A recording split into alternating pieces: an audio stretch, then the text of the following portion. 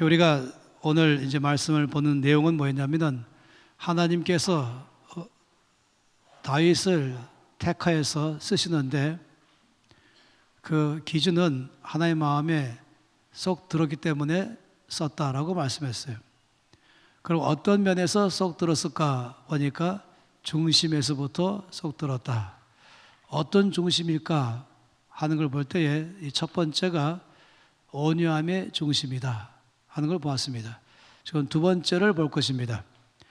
다시금 이제 사무엘상 17장으로 가보도록 하죠.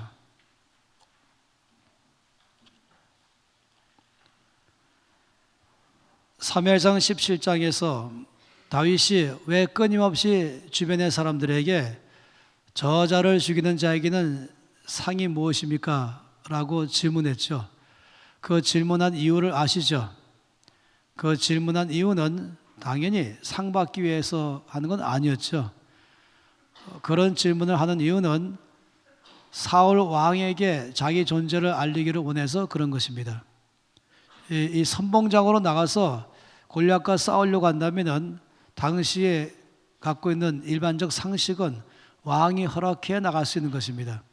다윗은 왕 앞에 갈 수 있을 만한 지금 어떠한 것도 기회가 없습니다. 그런데 왕에게 자기 존재를 알리고 그래서 나가겠다고 요청하고 그리고 왕이 나가라 그래야 나갈 수 있는 것입니다. 다윗은 이걸 참 알고 있었어요. 놀랍죠, 이 소년이. 그래서 이 사울 왕의 귀에 자기의 말이 전달되도록 하기 위해서 자꾸 사람들에게 얘기했던 것입니다. 그리고 드디어 이 다윗이 예상했던 대로 이제 누군가 이것을 사울 왕에게 말했습니다. 이것이 지금 31절 말씀입니다. 31절 말씀부터 33절, 사무엘상 17장 31절에서 33절 다 함께 읽겠습니다. 어떤 사람이 다윗이 한 말을 듣고 그것을 사울에게 전하였으므로 사울이 다윗을 부른지라. 다윗이 사울에게 말하되 그로 말미암아 사람이 낙담하지 말 것이라. 주의 종이 가서 저 블레셋 사람과 싸우리이다 하니 사울이 다윗에게 이르되 내가 가서 저 블레셋 사람과 싸울 수 없으리니 너는 소년이요 그는 어려서부터 용사임이니라. 여러분 말씀을 볼 때 보면은 이 말씀을 이제 3D로 보는 게 필요하죠. 제가 여러분에게 계속해서 어제 오늘 이 3D로 좀 보여드리고 있어요. 그 3D는 성경 말씀에 근거한 것이 돼야 되지 지나치게 해석해버리면 그러면 이제 상상이 돼갖고 본문과 멀어지는 것입니다. 말씀에서 100% 확신이 있는 것만큼 얘기하는 것이죠. 이 말씀은 이 짤막한 이 속절이지만은 어떤 사람이 다윗이 한 말을 듣고 그것을 사울에게 전하였다. 이건 뭐겠습니까? 사울 왕은 지금 상당히 조급해 있잖아요. 누가 나가 싸우겠냐? 싸울 사람 없냐? 그래 아무도 응답 안 하고 있었는데 누가 말하기를 저자와 싸우겠다고 누가 나섰습니다 라고 말한 것이에요. 그러니 사울 왕이 얼마나 기뻤겠어요. 찾던 사람이잖아요. 그러니까 누구냐? 당장 데려오라 이렇게 얘기했죠. 그래서 이제 사람들이 다윗을 데리고 사울 왕에게로 왔습니다.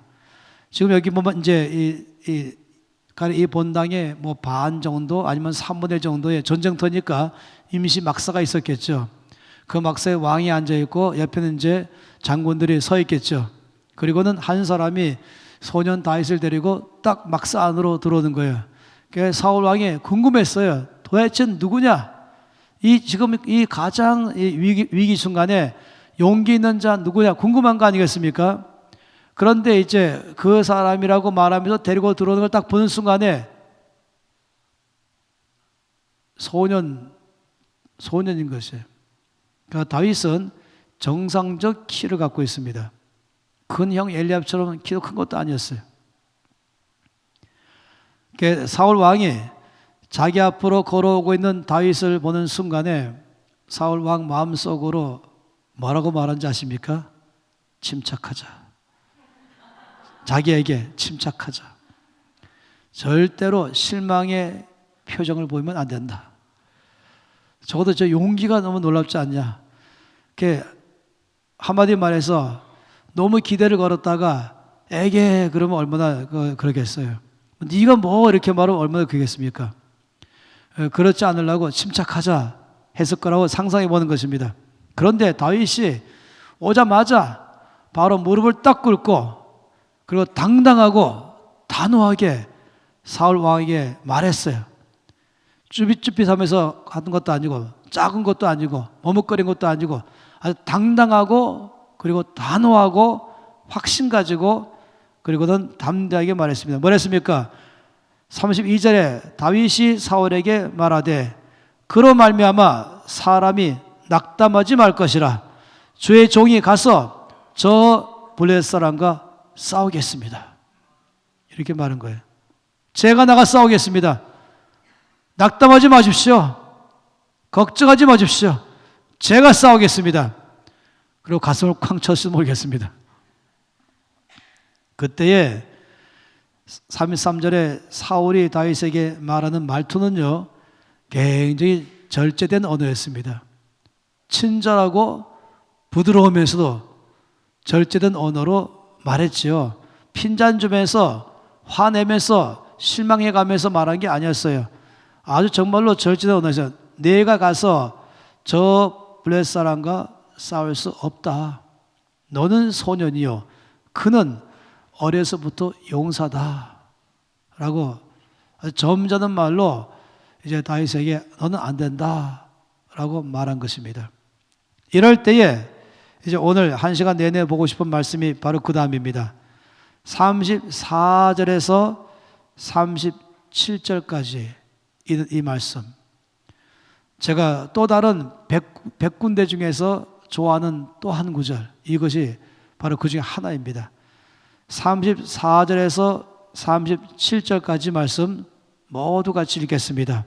다윗이 사울에게 말하되 주의 종이 아버지의 양을 지킬 때에 사자나 곰이 와서 양떼에서 새끼를 물어가면 내가 따라가서 그것을 치고 그 입에서 새끼를 건져내었고 그것이 일어나 나를 해하고자 하면 내가 그 수염을 잡고 그것을 쳐 죽였나이다.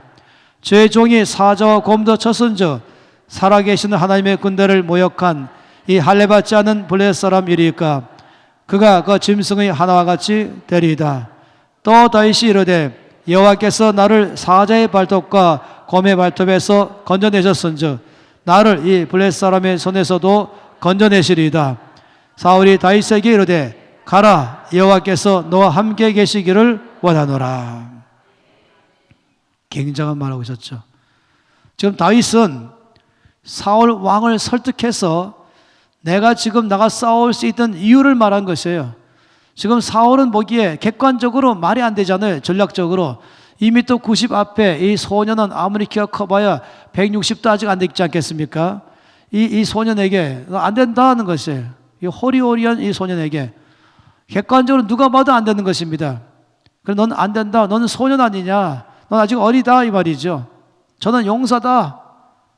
근데 다윗이 왜 자기가 나가서 저자와 싸워서 이길 수 있는지 근거를 조목조목 대기 시작했어요.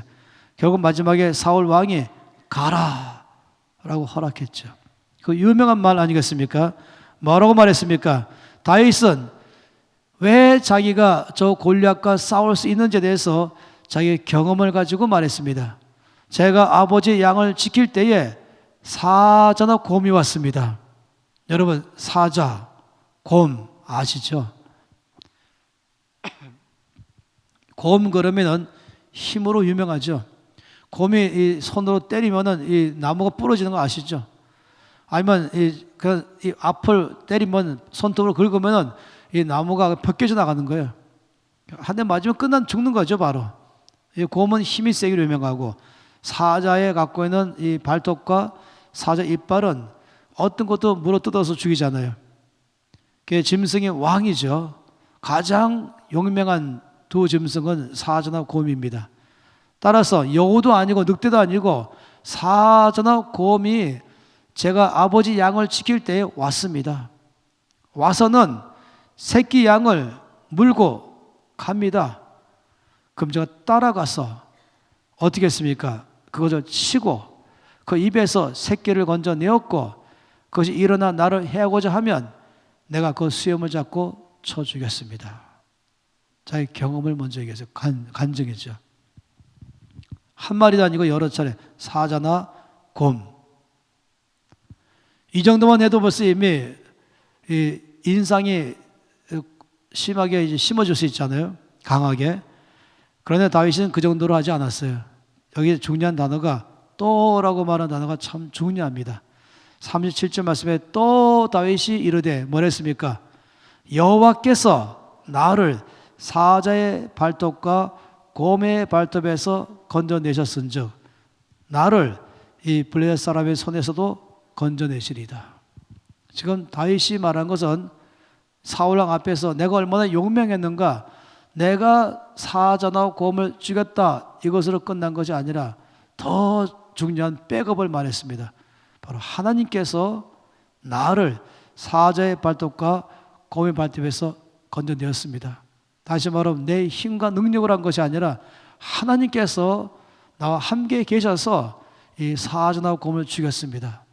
이거를 말하고 지금 이 사울 왕에게 소년 다윗을 바라보게 하는 것이 아니라 다윗과 사자와 다윗과 곰, 그리고 다윗을 붙들고 계신 뒤에 계신 하나님, 이걸 강하게 설명했습니다.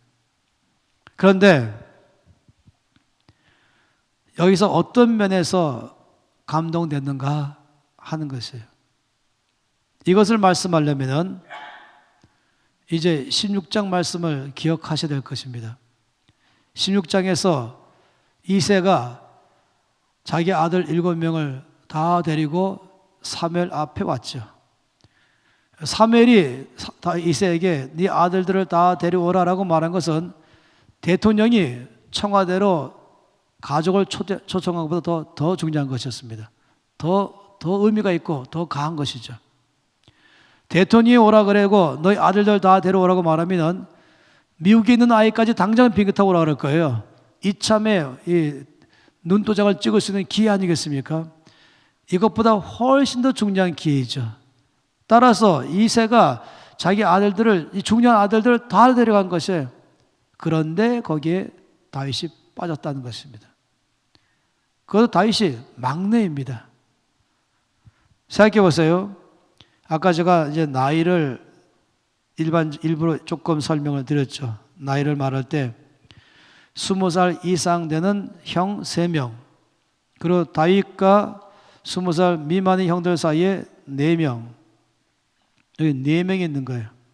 넷째, 다섯째, 여섯째, 일곱째. 그러면 여기 19살부터 시작해서 쭉 있겠죠. 그럼 도대체 다윗의 나이가 몇 살쯤 됐을까 하는 것이에요. 제가 그럴 때 이제 다윗의 나이를 많이 봐도 16살 아니면은 15살 정도가 이 다윗의 나이였을 거라고 예상해 보는 것입니다. 다윗이 막내입니다. 그런데 여러분 아시겠지만 일반적으로 어떤 집이든지 내리사랑에 막내를 제일 사랑하죠. 야곱이 바로 그런 케이스 아니겠습니까? 야곱은 10명의 아들은 들판에 나가서 일하게 하더라도 요셉만큼은 집에서 있게 했어요. 아예 채색 옷을 입혔었죠. 따라서 이 8번째 막내 아들 다윗이라면은 웬만한 사람이라면 이새는 아예 다윗을 집에 있게 하고 다른 아들을 보냈을 거예요. 그런데 아까 말씀드린 것처럼 다윗이 순서가 돼서 간 것이 아니라 아예 그것이 다윗의 일이었습니다. 집에 있는 것이 아니라 들판에 사는 것입니다. 양들과 함께 종일 사는 것이 이 다윗이에요. 그 나이가 10대 중반에 중2나 중3이나 고1 많아야 요 연령의 나이인 것입니다. 가장 감성이 예민한 나이대인 것이죠. 지금만 아니라 옛날도 마찬가지 아니겠어요? 친구가 그립고 집이 그립고 아버지의 사랑을 받고 싶고 인정받고 싶은 게 그 나이인 것이죠. 그런데 다 박탈당했습니다. 그런 권리가 다 없는 거예요. 자기는 한마디로 말하면 거절감을 받은 것이죠. 자기는 집에 있을 수 있는 모든 권리가 그에게는 없는 것입니다. 더 심하게 말하면 그는 버림받은 기분이겠죠. 그런 입장에 있는 것이 지금 다윗입니다. 왜 그랬을까? 왜 다윗에게만 그렇게 했을까? 대해서 이제 성경 교사들이 부지런히 찾다가 단서를 발견했습니다. 그것은 시편 51편에 다윗이 회개하는 기도문 안에 나와 있어요. 다윗이 이렇게 말했습니다. 내 어머니가 모태에서 죄악 중에 나를 출생했습니다. 이렇게 말한 것이에요. 내 어머니가 죄 중에 나를 출생했습니다. 이 의미가 원죄를 말한단 말인가? 그러다 모든 여인들 다 똑같이 그럴 거 아니겠어요? 그 다윗이 이 말은 원죄를 말하는 게 아니라는 것입니다. 다윗이 이 말은 다윗의 출생 자체가 정상적이지 않다는 걸 말한 것이죠. 그래서 가장 유력한 것은 뭐냐면 다윗은 사생아였다 하는 것입니다. 집 안에 두기에는 너무나 껄끄러운 존재인 것입니다. 다시 말하면 7명의 형들과 다윗은 배다른 형제인 것이죠. 그러니까 나이가 아마도 바로 위의 형은 나이가 아마도 1살 많을지 아니면 2개월 많을지 아니면 6개월 많을지 모르는 것이에요. 그렇기 때문에 나이가 계산되는 것이죠. 그러니까 이새가 다윗을 미워서가 아니라 집에 둘 수가 없는 것이에요. 그런 드라마가 많이 있지 않습니까? 요즘도 조선시대 때만 하더라도 다윗은 그보다 훨씬 더 옛날이잖아요. 그러니까 지금부터 3000년 전 사건 아니겠습니까? 그러니 요즘에 우리가 많이 말하면 서자 이렇게 많이 말하고 있는 그런 면에서 어떤 혜택도 받지 못하는 그런 입장이 있기도 하죠. 아마 이새의 집 식탁을 한번 생각해 보세요. 이게 식탁이에요. 여기에 이제 아버지가 있고 이게 이제 엄마가 있다고 해보십시다. 그러면 형들이 앉아 있죠. 그리고 이렇게 앉았을 거예요. 일반적인 이 집의 식탁은 의자가 모두 9개입니다. 다윗은 여기 안 사는 거예요. 그럼 다윗의 의자는 어디 있는가? 여기 있어요. 접이식 의자. 다윗이 어떤 날 집에 오면은 그때 가서 여기 앉히는 것이죠. 그러니까 이 집에서 그는 소외되어 있어요. 모든 혜택을 받지 못하는 것이죠. 그건 들판에서 사는 것입니다. 친구와 함께 지날 만한 그런 기회도 못 갖는 것입니다. 혜택에서부터 그는 다 제외됐습니다. 여기 다윗인 것입니다. 이 다윗이 이렇게 된다면 다윗은 청소년 시절을 그렇게 보냈죠. 그러면 일반적으로 이런 청소년은 다윗 같은 그런 신세에 들어가면은 어떤 청소년 될 것인가? 네, 2글자. 예, 고맙습니다. 비행 청소년. 삐뚤어지고 튕겨나가는 것이죠. 이쯤 되면은 이제 자기는 모든 면에서 이제 그 안에서 분노가 있을 거예요. 거절감 속에서 말입니다. 그 정도라면은 자기에게 이 다윗이 가장 싫은 것이 뭐겠습니까? 양치는 것 아니겠어요? 그것은 자기가 자기 신세를 제일 잘 말해주는 거 아니겠습니까? 따라서 양들은 다윗에게 뭔지 아세요? 분풀이 대상이 될 수 있죠. 그 막대기로 때리기도 하고 욕도 하기도 하고 대신 거기다 화풀이 하기도 하고 이럴 수 있지 않겠습니까? 그리고는 마지 못해서 양을 칠 수 있어요. 늘 이만큼 나와서 양치겠죠. 늘 짜증이 나 있을 거예요. 그 양들을 다 나온 다음에는 알아서 풀 뜯어 먹으라. 그리고 자기 누가 잘지도 모르겠습니다. 그럴 만한 가능성이 모든 상황이 다 있다는 것입니다. 그런 입장이 있는데 여기 다윗은 그게 아닌 것이에요. 다윗은 사전하고 고음이 왔다.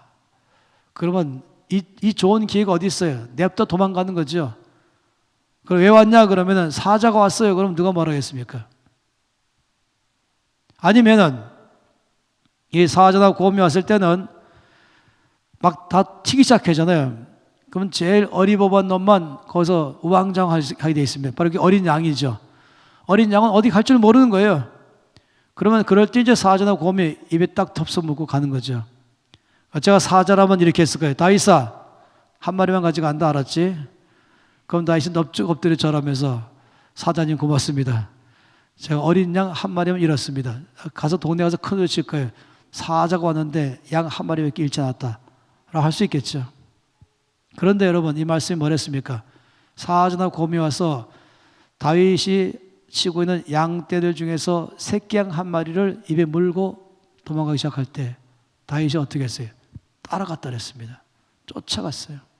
내놔 그랬죠. 내 아버지가 나한테 맡긴 양 한 마리도 난 잃지 않을 것이야. 내놔 그랬어요. 자기 지금 저 사자나 곰과 목숨만 건진 것만도 감사할 수 있겠지만 그게 아니라 자기 목숨을 다 던져가지고 아버지가 나한테 맡긴 것은 내가 철저하게 다 지킬 것이다.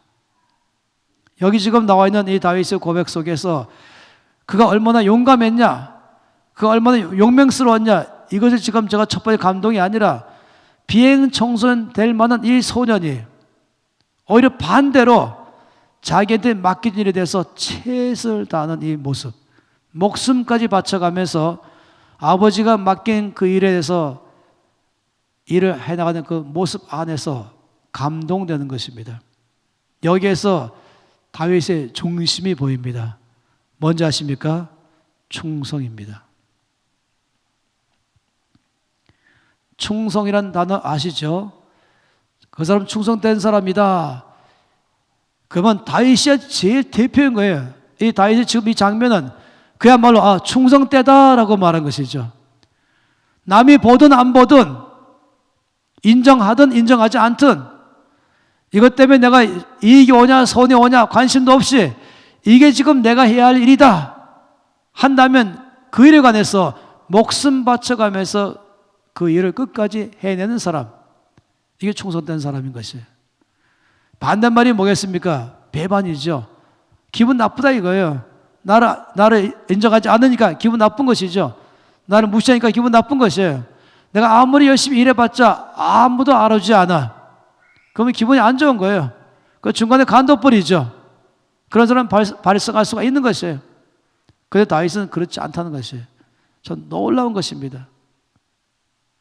시편 101편 6절 말씀 보겠습니다.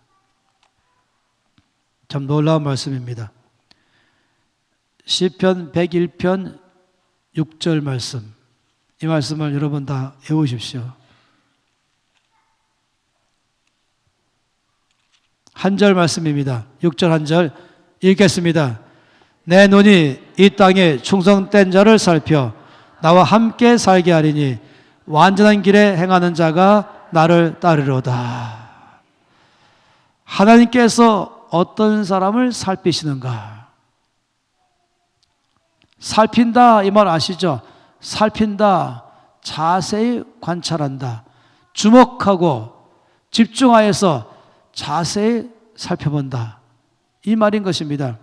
어떤 사람을? 충성된 사람. 한마디로 이 말씀 뭡니까? 하나님께서 찾는 사람이 누군가? 하나님은 충성된 사람을 찾으신다. 그래서 충성된 사람을 만나게 되면 어떻게 되겠습니까? 나와 함께 살게 하리라. 그리고 나를 따를 것이다. 이전 번역은 나를 수종들 것이다. 나를 섬기도록 기회 주겠다. 하나님이 일을 맡겠다는 것입니다. 충성된 사람을 왜 주께 찾으시는가?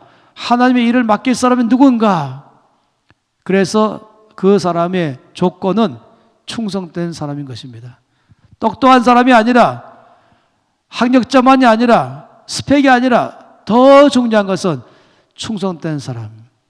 하나님께서 그런 사람을 찾고 그런 사람을 찾게 되면 특권은 하나님과 함께 살게 하는 특권, 그리고 하나님의 뜻을 따라 섬기는 특권 주신다고 말씀했습니다. 잠언 25장 말씀 볼까요?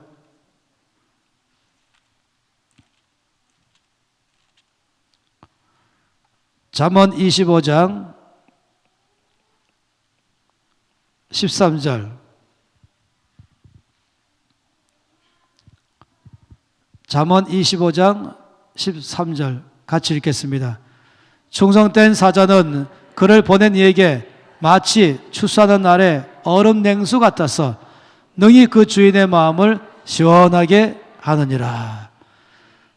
이만큼 리얼하게 묘사한 게 있을까? 우리 하나님 최고의 문학자이십니다.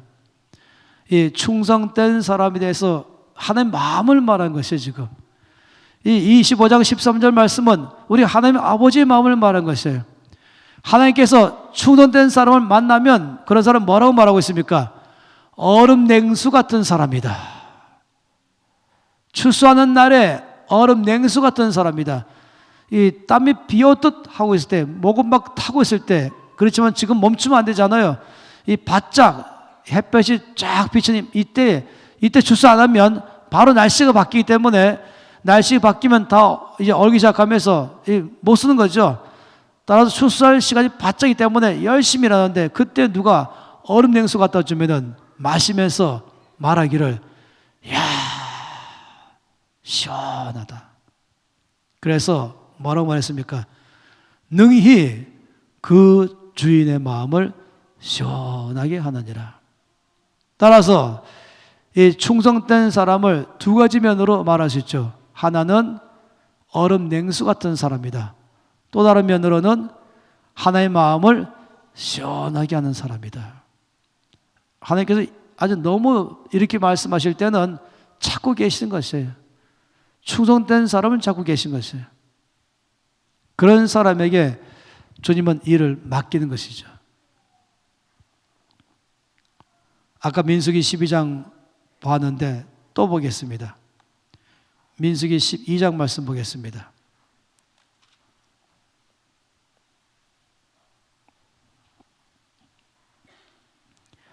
아까는 3절까지 보았죠. 지금은 6절에서 8절까지 보겠습니다.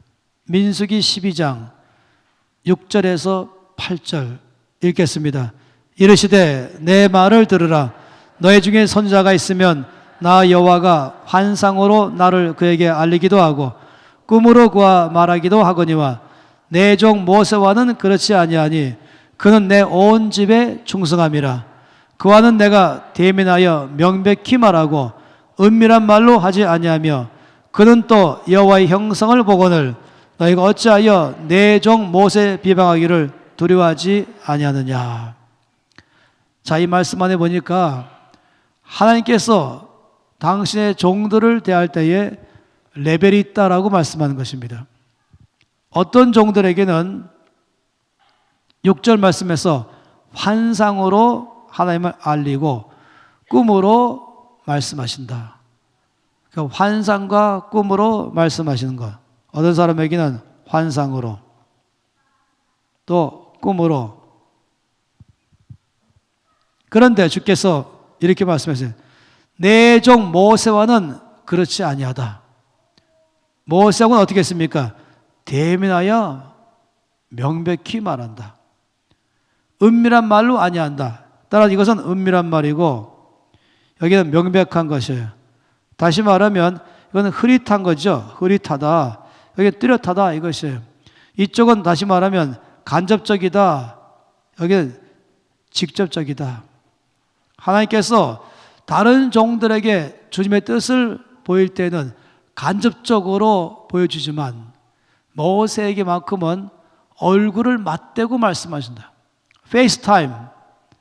얼마나 친밀하십니까?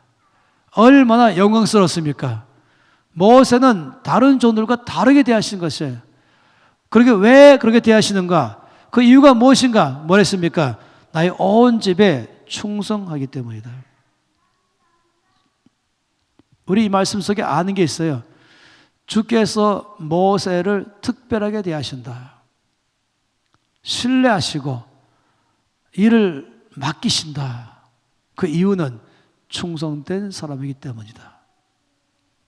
저는 평생 이 말씀으로 사역자로 살 때 늘 묵상했던 말씀이에요. 한번 저를 보십시다. 상상해 보세요. 하나님께서 이제 아브라함과 이삭과 야곱에게 약속하신 대로 이스라엘 백성들을 애굽에서 건져내셔야 됩니다. 그럴 때 그 바로의 손에서 건져내야 되고, 그리고 홍해를 건너가야 되고, 광야를 통과해서 약속 땅으로 가야 되는 것입니다. 그런데 이 일은 누구한테 맡길 것인가? 그래서 후보자를 쭉 작성할 수 있죠. 이 일을 맡길 사람 누군가? 정치를 잘하는 사람인가? 경제를 잘하는 사람인가? 교육자인가? 아니면은 지질학자인가? 아니면은 사회학자인가? 아니면은 법학자인가? 아니면 의학자인가? 다 필요하죠. 지금 아무것도 안 돼 있으니까. 이들은 아무것도 안 돼 있으니까 정치도 잘 해야 되겠고, 돈을 잘 다룰 줄 알아야 되겠고, 아니면은 법을 세워야 되겠고, 아니면은 지리를 잘 알아야 되겠고, 아니면은 어떤 조직을 잘 해야 되겠고, 뭐 여러 가지 면에서 이런 사람이면 좋겠다라고 세울 수 있겠지만은 우리 주께서 마지막으로 결정한 것이 있습니다. 가장 중요한 사람. 정치도 잘하고, 경제도 잘하고, 법도 잘 알고, 조직도 잘 세울 줄 알고, 또 티칭도 잘하고, 뭐도 잘하고 다 있겠지만은 여러분 어디 생각하세요? 여러분이 하나님 입장이라면은 어떤 사람에게 일을 맡게 되겠습니까? 충성된 사람이죠. 한마디로 말하면 생각해 보세요. 모세가 그 일을 맡았을 때에 월급도 한 푼도 없고, 우리나라 말로 말하면 뼈 빠지게 일하는데 인정도 못 받고, 조금만 뭐가 있으면 와서 그냥 대들기만 하고 원망하고 비방하고, 그리고 아예 때로 와서는 데모하면서 아예 당을 짓고 와서는 하기도 하고, 이런 사람들이에요.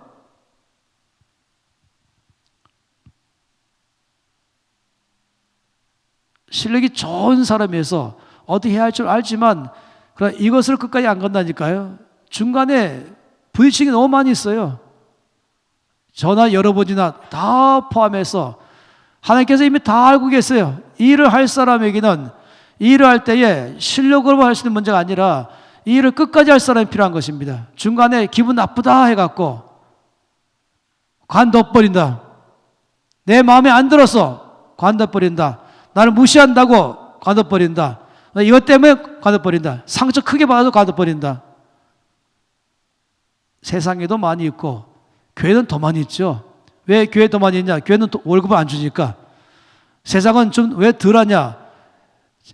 흔히 안 익었고 치사하더라도 먹고 살아야 되니까 그냥 꼭 참고 있지만 관둬버리는 거예요. 하겠습니다 하고 열심히 뭔가 하다가 관둬버리는 거예요. 왜냐하면 변수가 막 발생하잖아요. 별게 다 오니까 막 기분 나쁘게 하는 게 한두 번이 아니죠. 교회 안에서 제일 많이 쓰이면 안 되는 것 중에 쓰이는 게 뭔지 아십니까? 상처받았다, 시험 들었다, 이 단어. 난 시험 들었습니다. 난 상처받았습니다.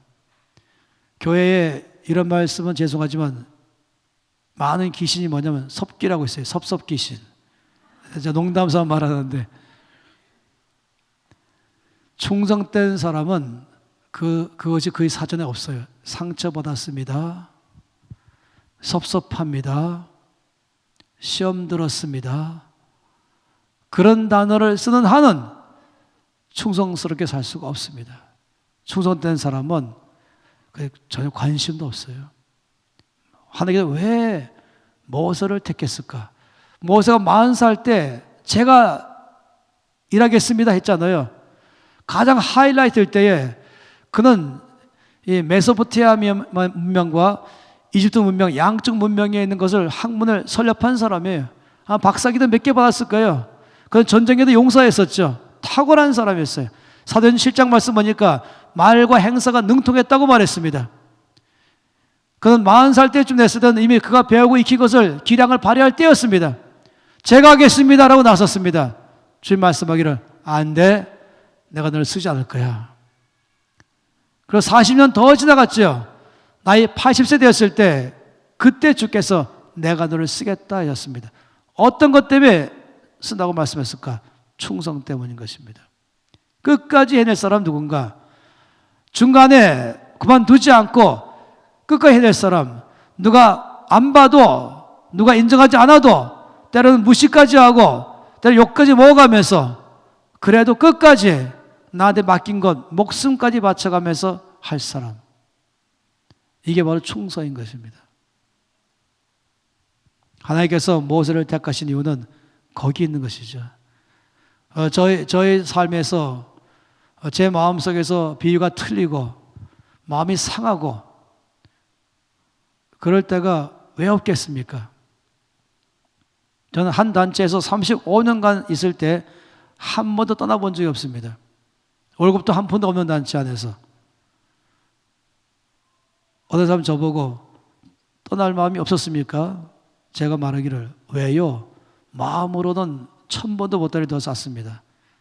그래서 입을 열고 행동으로 안 옮겼죠. 왜냐하면 모세를 생각한 것이에요.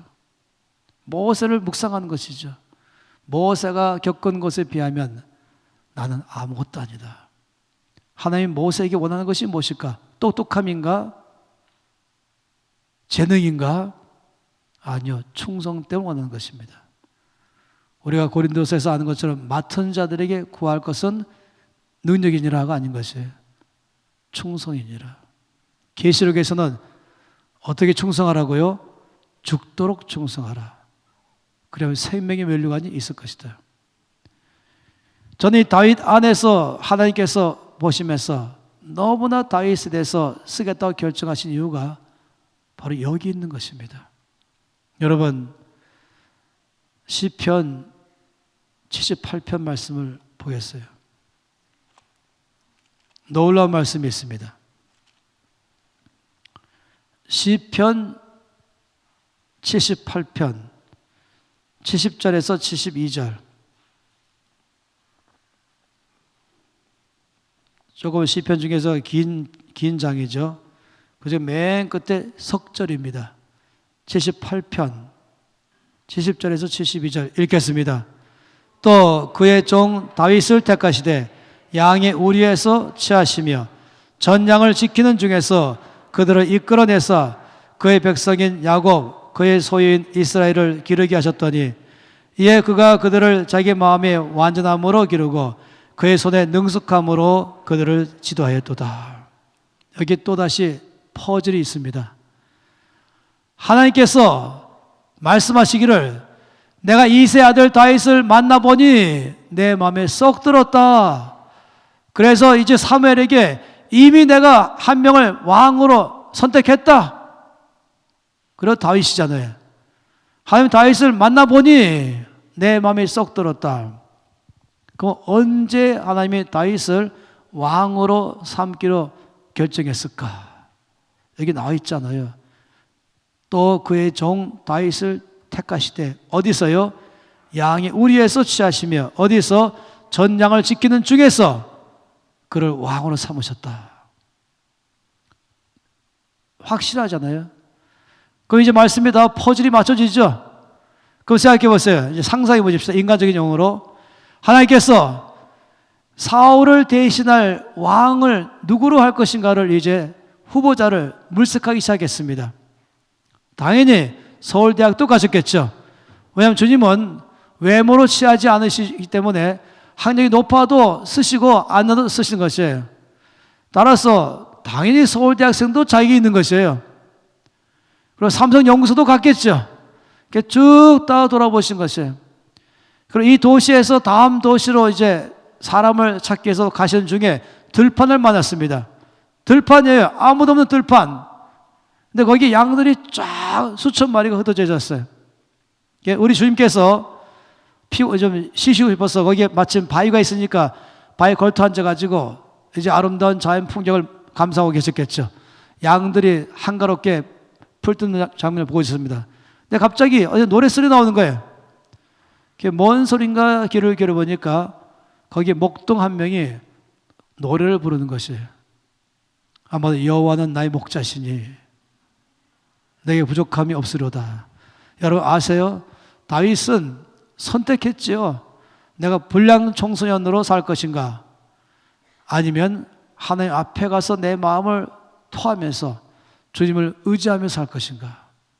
다윗의 노래 실력, 시인 된 것, 가수 된 것, 그가 악기를 탈 줄 아는 것, 그 모든 것은 들판에서 배운 것입니다. 그는 거기서 마음이 삐뚤어지고 게으르고 그래서 비행청소년 될 가능성을 거절하고 오히려 그럴 때일수록 하나님 앞에 가까이 나갔죠. 하나님을 예배하죠. 그리고 하나님을 만나기 시작하죠. 그리고 자기한테 맡겨진 양떼들 아무도 안 보는, 형들은 다 집에 있는데 나 혼자 매일 양만 치고 있는 것, 그런 양떼를 치고 있을 때에 그때 다윗이 노래 부르셨어요. 우리 하나님께서 바위에 앉으셔서 이제 쉬시면서 양들을 보고 계시면서 이 목동의 노랫소리를 듣고 계셨죠. 그러다 하나님께서 갑자기 눈이 이만큼 커졌어요. 왜냐하면 하나님 눈에 보이는 게 있었어요. 사자가 보이는 거예요. 저 멀리 사자가 웅크리고 있는 것입니다. 저는 아프리카를 여러 번 갔거든요. 그리고 참 감사하게도 사파리를 여러 번 했어요.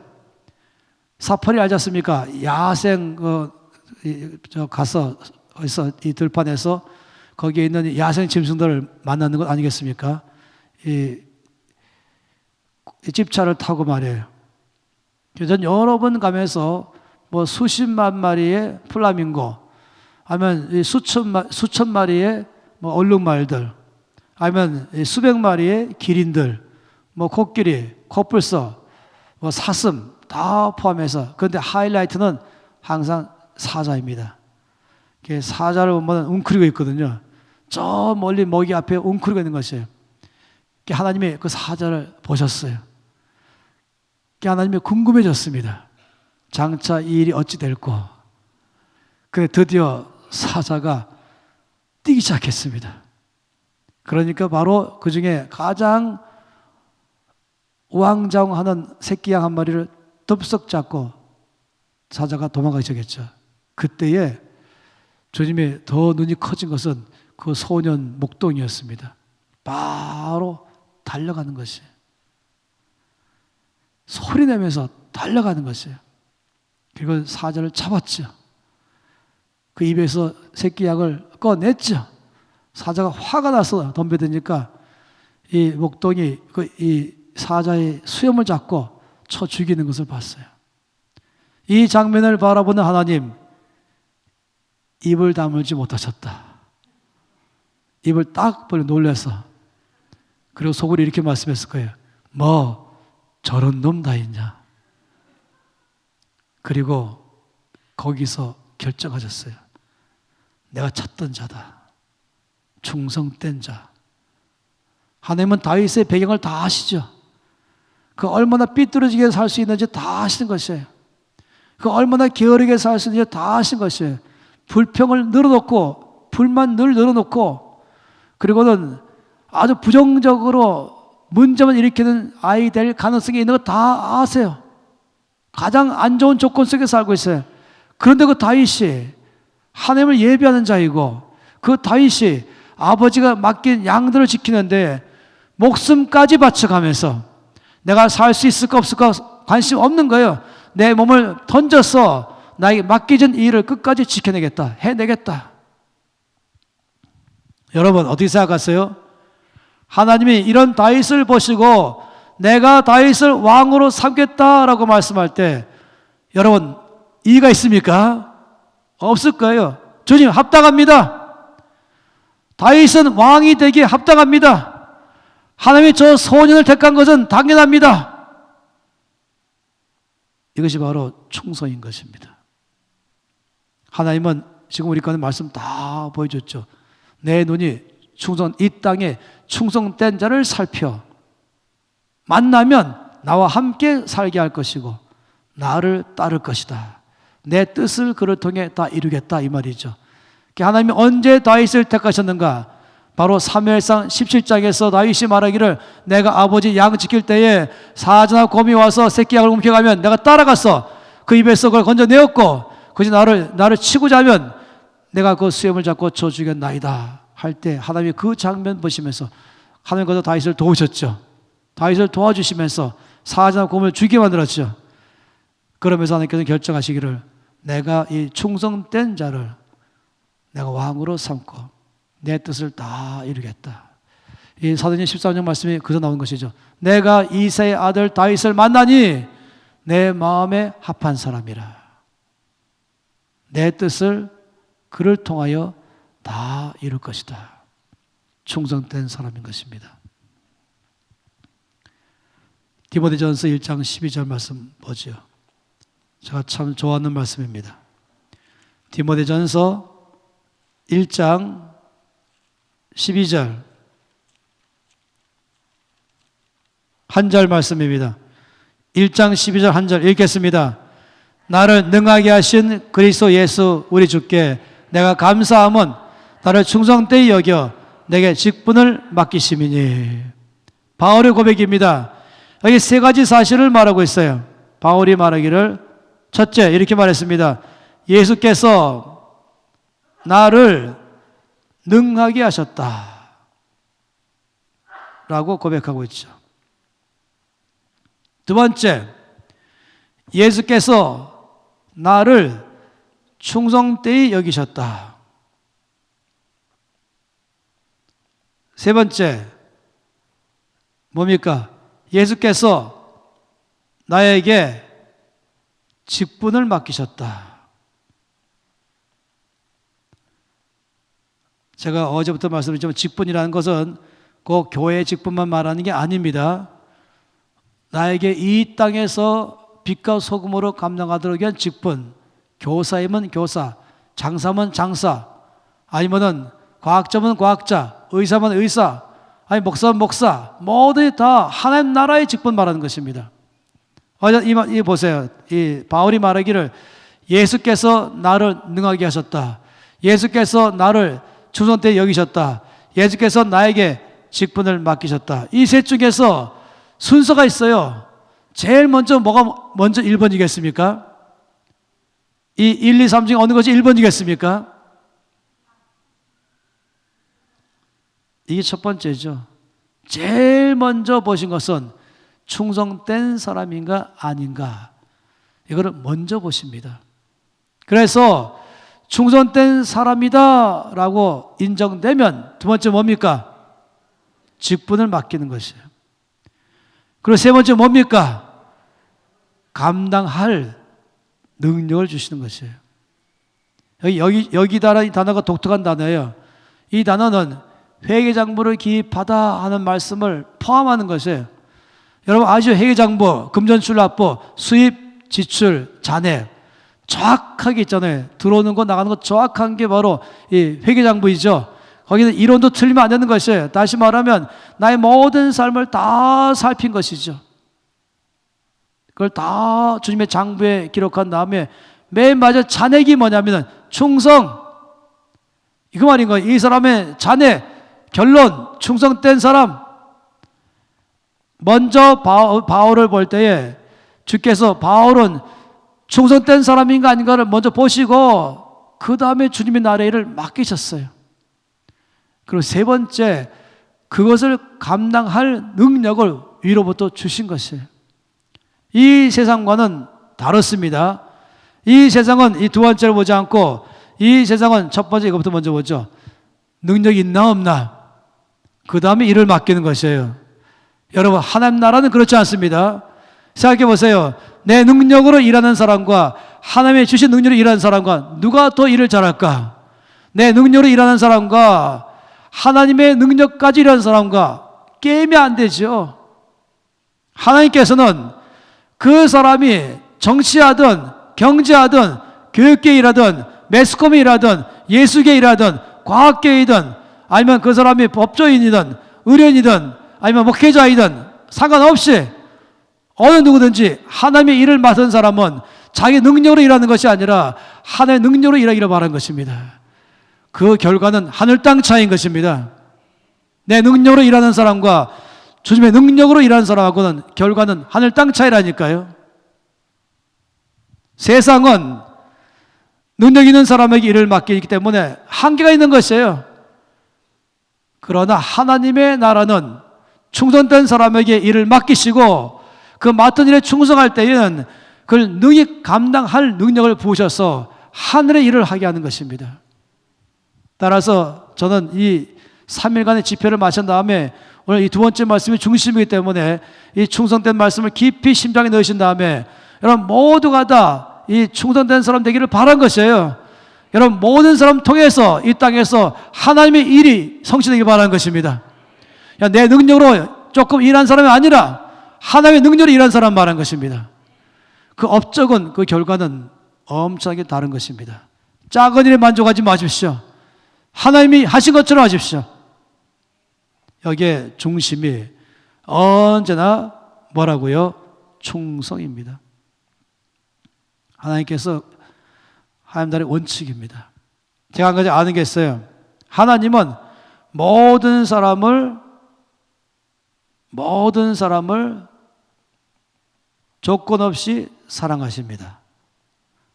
하나님은 모든 사람을 사랑하십니다. 조건 없이 사랑하십니다. 그래서 아가페 사랑이죠. 일방적 사랑인 것이에요. 희생적 사랑을 하셨죠.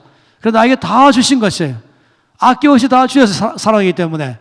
그런데 분명한 것은 하나님은 모든 사람을 다 쓰시는 건 아닌 것이에요. 쓰임받는 것. 하나님은 모든 사람을 사랑하지만 모든 사람을 쓰지는 않으십니다. 하나님은 모든 사람을 사랑하지만 하나님은 충성된 사람을 쓰십니다. 사람을 쓰시는 데 있어서는 하나님은 정확합니다. 애누리가 없어요. 하나님은 모든 사람을 사랑하지만은 모든 사람을 다 쓰시는 건 아니다. 이걸 아셔야 됩니다. 하나님은 사람 쓰심에 실패가 없으세요.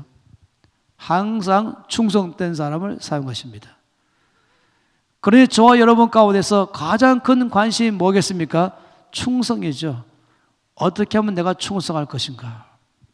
저는 여러분에게 두 가지를 말씀드렸어요. 온유라는 중심과 충성이라는 중심을 보았습니다. 이것은 온유는 사람과의 관계에서 가져야 될 중심입니다. 충성은 사역에 대한 나의 관계에서의 가져야 될 중심인 것입니다.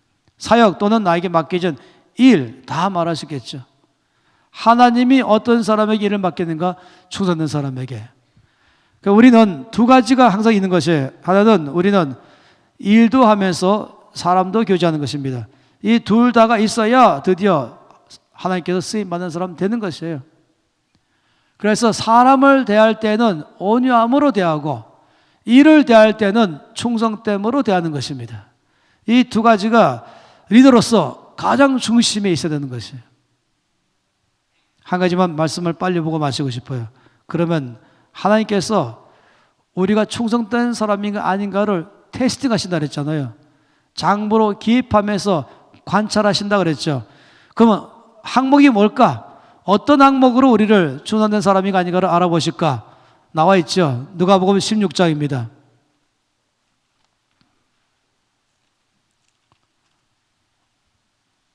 누가복음 16장 10절에서 12절까지입니다. 함께 읽겠습니다. 지극히 작은 것에 충성된 자는 큰 것에도 충성되고 지극히 작은 것에 불의한 자는 큰 것에도 불의하니라. 너희가 만일 불의한 재물에도 충성하지 아니하면 누가 참된 것으로 너희에게 맡기겠느냐? 너희가 만일 남의 것에 충성하지 아니하면 누가 너희의 것을 너희에게 주겠느냐? 여기 세 가지로 주님의 우리가 충성된 사람인가 아닌가를 보는 항목이 나와 있습니다. 첫 번째 뭐라고요? 지극히 작은 것. 지극히 작은 것. 남이 보기에 그냥 보잘것 없는 것, 관심에서부터 벗어나 있는 것, 무대 앞에만 있는 것이 아니라 무대 뒤에 있는 것 말하는 것이죠. 남이 보는 것만 아니라 남이 안 보는 곳에 있는 것, 그런 것들을 말하겠죠. 하나님께서는 보고 계시는 것이에요. 코람데오의 하나님이시죠. 이걸 보고 계신 것이에요. 그러니까 우리들의 삶에는 적이 작은 것이 거의 대부분이에요. 두 번째는 재물입니다. 재물에 충성하는가. 여기 불의한 재물이란 말은 무슨 재물이 나쁘다, 잘못된 방법으로 돈 벌었다 이 말이 아니라 여기는 그 반대말로 말할 때 누가 참된 것으로 너에게 맡기겠느냐 이렇게 말씀하면서 사람들 가운데서 하늘의 것은 참되고 재물은 불의하다 이렇게 보기 때문에 그래요. 재물은 세상 것이고 은사는 하늘의 것이고, 그러면서 은사는 받고 싶은데 돈을 함부로 막 쓰는 사람, 첫째 빚지기 시작하고 돈을 함부로 막 쓰는 사람, 그러면 지금 말씀하기를 하늘의 것 못 맡긴다. 저는 한 단체 책임자로서 이 단체가 쓰임 받기를 바라죠. 저는 이전 단체에서도 마찬가지로 제 제일 큰 관심 중에 하나가 뭔지 아십니까? 돈 문제입니다. 주님 말씀하셨잖아요.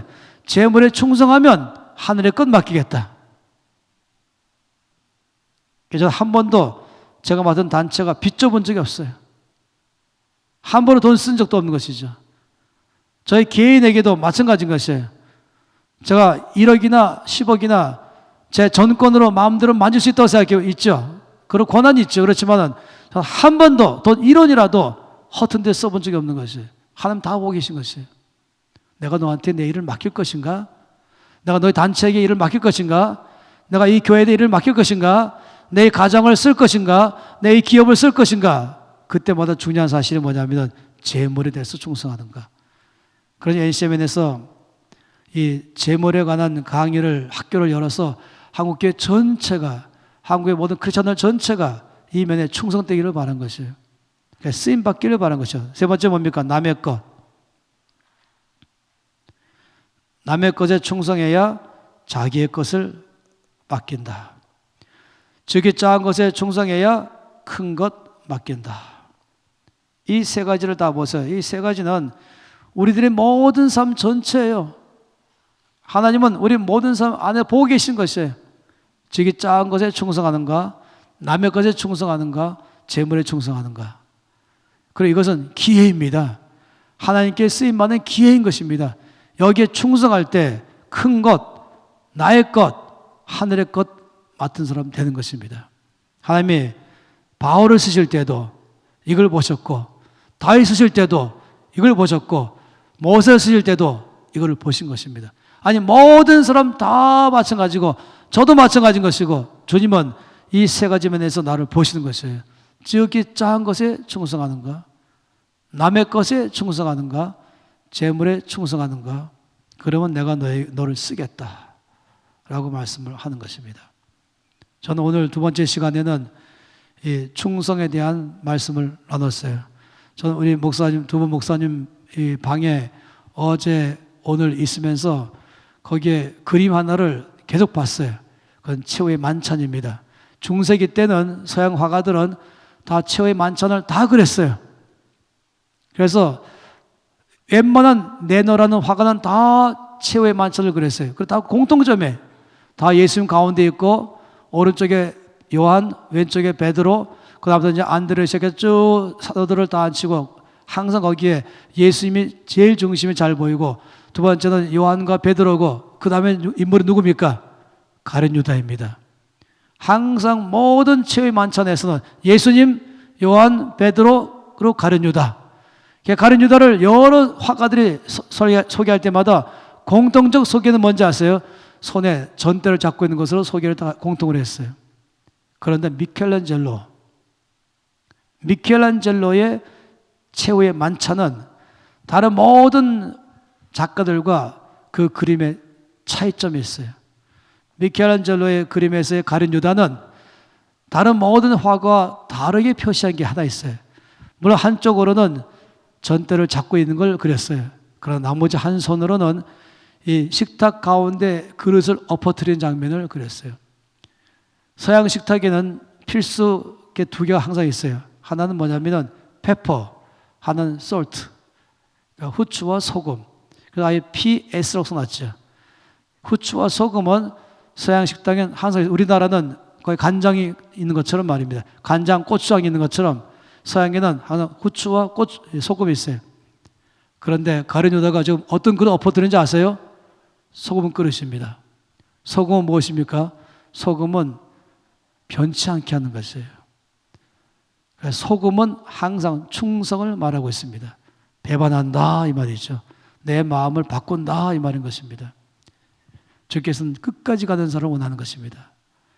내가 기분 나쁘다고, 나를 알아주지 않는다고, 난 상처받았네, 섭섭하네, 시험 들었네 이러면서 중간에 그냥 사라지는 사람, 여러분 그럼 주께서 쓰실 수 없어요. 충성된 사람 되십시오. 어떤 경우를 할지라도 모세를 생각하십시오. 어떤 욕을 받아도, 무시를 당해도 끝까지 맡은 일에 해내는 사람. 다윗을 묵상하십시오. 가장 안 좋은 조건 속에 있어서 제 멋대로 살 수 있는 그런 기회가 있지만 그런 걸 거절하고 하나님 뜻대로 살기를 선택하는 다윗 말하는 것입니다. 거기에 충성이 있는 것입니다. 하나님은 그런 사람 통해서 항상 주님의 일을 맡기고 능력 주시고 그런 사람 통해서 일을 하실 것입니다. 다시 말하지만 그것은 교회의 직분도 포함해서 말하지만 이 땅에 빛과 소금으로 사는 모든 직분 다 포함해서 말한 것입니다. 여러분에게 맡기는 것 어느 것이든지 그 충성할 때에 주님 여러분을 놀랍게 사용하시면서 하나님 나라가 확장돼 갈 것이고 주님 영광 받을 줄 믿습니다. 이 시간 두 손 높이 드십시다. 이 시간 기도할 때는 한 가지를 전심으로 기도하고 싶은 것이 주여 제가 충성된 자가 되겠습니다. 제가 저기 작은 일에 충성하겠습니다. 재물에 충성하겠습니다. 남의 것에 충성하겠습니다. 하나님 마음을 시원케 하는 사람 되기를 원합니다. 제가 바로 어느 냉수 같은 사람 되겠습니다. 아버지 어떤 경우든지 시험 들었다, 상처받았다, 섭섭하다 나의 사전에는 이 단어들을 제거시켜 있습니다. 그럼 오직 변치 않는 마음을 가지고 목숨 다하면서 끝까지 주 앞에 충성된 자의 삶을 살아내겠습니다. 주 앞에 고백하는 것입니다. 주여 외친 다음에 함께 통성으로 기도하시겠습니다.